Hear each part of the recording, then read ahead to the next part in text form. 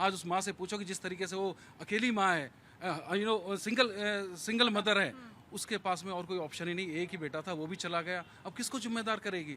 वो एक सुझाव दे रही है, फिर भी वो सुझाव दे रही हैं कि समाज के लोग जागो, अपने बच्चों को देखो, बच्चे कहाँ जा रहे हैं, नशाखोरी में जा रहे हैं, ड्राइविंग कर रहे हैं, लाइसेंस है नहीं, सरकार भी उसमें लिप्त है, क्यों ऐसे कदम नहीं उठाती? कहने का मतलब यही है, खुद को भी देखना होगा और प्रशासन को भी कदम उठाने होंगे। प्रशासन ही सिर्फ जिम्मेदार है या सामाजिक तौर पर इस जिम्मेदारी को लेना होगा? इसके लिए मेन जिम्मेदार परिवार होते हैं। पहली बात तो हमारा मानना यह है कि जो सोशल एजुकेशन है, जो मॉरल एजुकेशन है, उसका दायरा फर्स्ट क्लास से ही जो बच्चे की पढ़ाई होती है तब से बढ़ना चाहिए और बहुत ही प्रैक्टिकल तरीके से। जहाँ तक मेरी जानकारी है, फर्स्ट क्लास से ही बच्चों को रेड लाइट, ग्रीन लाइट, कब रुकना है, कब चलना है, ट्रैफिक नियम सिखाए जाते हैं। वो किताबी ज्ञान में, प्रैक्टिकल में थोड़ा सा उसको देखना पड़ेगा कि कहीं कमी है उस एजुकेशन में जो उसके दिमाग में कुछ। सर मेरा बेटा 4 साल का है मात्र, हम रोड पे जाते हैं तो वो पहले बताता है कि यहाँ रेड लाइट हो गई, आपको रुकना है। बिल्कुल, तो वो आपके माध्यम से सीख रहा होगा, परिवार के माध्यम से सीख रहा होगा, साथ में स्कूल के साथ साथ परिवार का सपोर्ट मिलता होगा ना, वही हम बताना चाह रहे हैं। दूसरा, जो अपराध की जहां प्रशासन की बात है, ऐसे अपराधों को गैर जमानती कि जमानत होगी ही नहीं आप किसी कीमत पे। यहाँ नाबालिग वाला मिल जाता है ना छूट, तो यहाँ पर माता पिता रखिए ना, माता पिता रखिए गैर जमानती। भाई जीने का अधिकार सबको दिया है मौलिक अधिकार में, अगर इसमें जिम्मेदारी तय माता पिता की, आप एक कर दीजिए माता पिता की जिम्मेदारी, गैर जमानती अपराध है, आप जेल में रहेंगे। तो माता पिता को बताता ही नहीं, बच्चे पीछे से चाबी लेकर चले गए, तब भी गलती उन्हें की है, क्योंकि वो गार्जियन है, वो मुखिया है। अगर आपके परिवार में कुछ हो रहा है, बच्चों को पता ही नहीं, आपको नहीं, तो वो तब भी दोषी आप ही है। बहुत सिंपल बात है तो, कि अगर आप कहोगे जी मेरे बच्चों को पता ही नहीं, कैसे कर दिया, ये तो संभव ही नहीं है ना। तो इसमें दोषी कहीं ना कहीं माँ बाप ही होते हैं और माँ बाप को दोषी मानती है। इसमें एक ये भी हो सकता है, आप घर से बाहर हैं, आपने चाबी भी घर पे नहीं छोड़ी, दूसरी चाबी बनवाना कौन सा बहुत बड़ी बात है आजकल। मतलब अगर तरीके ही निकालने बच्चों की, तो खुराफात को आप जानते हैं ना कि क्या है। चोरी करके चाबी ले गया नहीं तो इसका पेरेंट्स मानते नहीं है अपने बच्चे की चोरी। देखिए नहीं पेरेंट्स कोई बात, देखिए पूजा, मैं इस मुद्दे पे 3 पहलुओं पे विचार रखूंगी। और सबसे बड़ी बात है सोशल एस्पेक्ट्स, आपने सभी इससे सुने, मेरे सभी को पैनलिस्ट ने बोला, लेकिन आप ये देखिएगा, मैं बहुत शुरू से बात बोलती रही हूँ, इसमें जो सबसे मेजर फैक्टर रहा, जैसे पंडित जी ने बोला कि उसको जमानत हो गई। देखिए वो आज सुबह जुवेनाइल बोर्ड के सामने पेश हुआ और एग्जाम के ग्राउंड पे उसको बहुत इमीडिएटली बेल मिल गई, वो एग्जाम देने गया, निश्चिंत होकर गया। नहीं, जब बेल मिली और एग्जाम भी दिया उसने। नहीं, आप सुनिए, पूरी बात सुनिए, इसको हम इस पहलू से देखें कि मैं बहुत समय से जुवेनाइल पर बात करूं। याद कीजिए, निर्भया थोड़े से पीछे जाए, निर्भया कांड में भी एक आरोपी जुवेनाइल था, नाबालिग था और उसका पूरा अपराध था, बलात्कारी दोषी हुआ, लेकिन उसको हटा दिया गया। आज वो अपनी बड़ी आसान सी जिंदगी जी रहा है। तो मैं कहती हूँ, पहली बात तो भारत सरकार को हमारे जुवेनाइल एक्ट में संशोधन करना चाहिए, क्योंकि जुवेनाइल एक्ट के नाम पे बहुत सारे बच्चे अब ज्यादा अपराध करते हैं कि हम बच जाएंगे। 10 से 11 गैंग दिल्ली के अंदर ऑपरेट कर रहे हैं, 10 से 11 गैंग दिल्ली में ऑपरेट कर रहे हैं, जो बाकायदा बड़े अपराधियों की लिस्ट में होते हैं और वो उनसे अपराध कराते हैं, हत्या करते हैं, वो मर्डर करते हैं। वो देखिए वही नंबर एक तो जुवेनाइल एक्ट में संशोधन बहुत होना चाहिए। मैं बहुत सालों से बहस कर रही हूँ बहुत सारे केसेस में।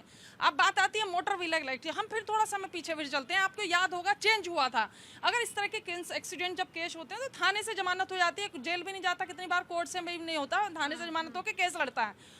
उस पे सरकार ने संशोधन किया, उसको कड़े प्रावधान में डाला, तो उसके बाद क्या हुआ, देश में सब ट्रक चालकों ने चक्का जाम कर दिया। याद है आपको, कुछ समय पहले सरकार को अपने फैसले वापस लेने पड़े। तो ये एक तरह की ब्लैकमेलिंग सिस्टम है। सरकार अपनी जगह बिल्कुल सही है, सरकार के पास कानून है, लेकिन कानून में खामियां हैं। आप 2-3 हफ्ता पीछे जाइए, लैम्बोर्गिनी केस सुना होगा आपने। लैम्बोर्गिनी केस में क्या हुआ, कानून के इतने सारे लूप होल्स थे, पैसा बोलता है जी, उसने लैम्बोर्गिनी को ड्राइवर को पेश कर दिया गया, जमानत भी हो गई, दूसरा दोषी हो गया। तो कुल मिला के बहुत सारी चीजें हैं, हम लोग सब जानते हैं कानून की खामियों का, जो जुडिशरी सिस्टम की खामी है ये, कानून के अंदर सिस्टम की नहीं, जुडिशरी बहुत बड़ी चौपाई है ये, बहुत बड़ी। देखिए आपको, हमें इस पे बहुत, सरकारों को सबको पता है कि इसने अपराध किया है, लेकिन उसमें इतने सारे लूप पॉइंट होते हैं। जब हमारे कानून की पेचीदगियों की बात करते हैं, जब वकील अपने क्लाइंट को पेश करता है तो उसके पास आरोप प्रत्यारोप हर तरह के होते हैं, वो सामने वाले को दोषी करार देके कह देता है, आपको याद है कि ये गलती इसकी थी, मैं तो सही गाड़ी चला रहा था। क्योंकि कानून की खामियां इतनी है कि वो थाने से जमानत पे छुटता है, ना तो वो जुवेनाइल बोर्ड के नाम पे कानून से इतना खेल जाता है कि उसको कहीं कोई अपराध की श्रेणी में न लेके, जिसके कारण से बच जाते हैं। कौन सी चौपाई करते हैं? देखिए पूजा जी, समरथ को नहीं कछु दोष गुसाई, ये तो 500 साल पहले तुलसीदास जी लिख के गए हैं। यानी कि जो समर्थ है, जिसके लिंक है, जिसके पास पैसा है, जिसके कनेक्ट है, उसका बच्चा बाहर निकल जाएगा। इन्होंने बिल्कुल ठीक कहा है, हमारा जो जुवेनाइल जस्टिस है उस पर हमें सोचना पड़ेगा। आज ही के पेपर में 11 दिल्ली के टॉप जो गैंगस्टर हैं, जो नाबालिग बच्चे हैं, उनके बड़े बड़े गैंग बने हुए हैं। वो फिरौती से अमीर विहार के अंदर अभी 4 बच्चों ने सरेआम 22 साल के बच्चे को, डिलीवरी बॉय को चाकू से गोद के मारा था। 10 दिन पुरानी बात है।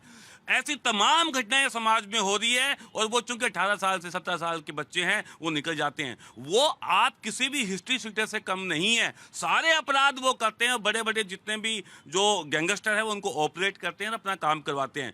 निश्चित रूप से ये अलार्मिंग कंडीशन है कि हमें जुवेनाइल जो हमारे जो क्राइम करने वाले बच्चे हैं उनके लिए वापस रीथिंक करना पड़ेगा। साथ ही समाज की ये जिम्मेवारी है, उसमें माता है, पिता है, बहन है, भाई है, जो बड़े हैं, उन सब की जिम्मेवारी है कि हम अपने बच्चे को गाड़ी की चाबी तभी दें जबकि वो मानसिक रूप से, देखिए 17, 18, 19 साल का जो बच्चा है उसको नहीं मालूम, एक्सपीरियंस के साथ भी चीजें आती हैं, आप जानते हैं। जब तक कि हमें अनुभव नहीं होगा स्पीड कितनी रखनी चाहिए, आपको किसी को इम्प्रेस करने के लिए गाड़ी को 100 पे आप नहीं भगा सकते हो। आपको जब तक ये बोध नहीं होगा कि थ्रिल, हाँ ये स्पीड है, थ्रिल है, रील्स हैं, यही पैटर्न है। मैंने आपको बताया।